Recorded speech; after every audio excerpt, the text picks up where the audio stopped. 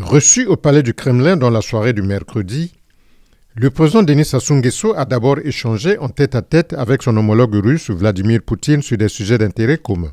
Ensuite, à la tête des délégations respectives, les deux dirigeants ont élargi leur échange en bilatéral. Séance au cours de laquelle Vladimir Poutine et Denis Sassou Nguesso ont prononcé des allocutions axées sur l'exponentielle coopération bilatérale.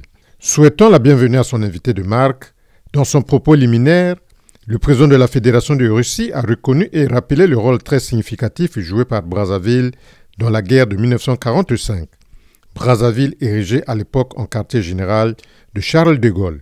S'appuyant sur l'excellence des relations d'amitié et de coopération qui lient les peuples russes et congolais, le président Vladimir Poutine a souligné les efforts du président Denis Sassou Nguesso dans le raffermissement de cette coopération.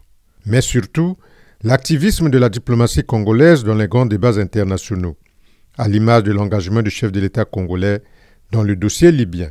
Dans le contexte de la célébration des événements solennels à l'occasion de la grande victoire, nous savons qu'en 1940-1943, dans votre capitale actuelle, à Brazzaville, le mouvement anti-hitlérien, la France libre, c'était le président futur de la France, M. Charles de Gaulle, qui a fondé ce mouvement, et le quartier général s'est trouvé à Brazzaville, et nous savons que les Congolais avaient soutenu activement ces activités. Votre participation aux événements consacrés à la grande victoire fait preuve du bon caractère de nos relations basées sur l'amitié et le respect mutuel. L'année dernière, nous avons célébré le 60e anniversaire de l'établissement de relations diplomatiques entre nos deux pays.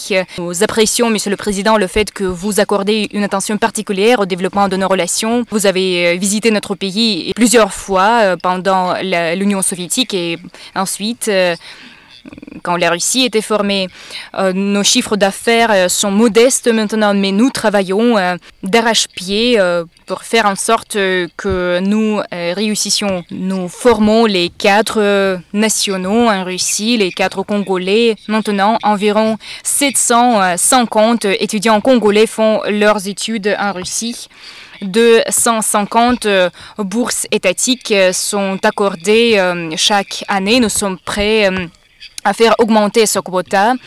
Nous voyons la volonté du Congo de prendre les décisions sur des sujets pertinents de l'agenda international. Nous apprécions vos activités au sein de l'ONU. Je voudrais souligner que l'une des priorités systémiques de la politique étrangère de la Russie est le renforcement des liens avec le continent africain. À l'issue du sommet Russie-Afrique, on a adopté un nombre de documents conjoints, y compris la déclaration élargie et le plan d'action d'ici 2026. Nous travaillons afin de les mettre en œuvre. Et aujourd'hui, vous aurez l'opportunité de discuter de tous ces sujets, y compris de parler des sujets de l'agenda bilatéral.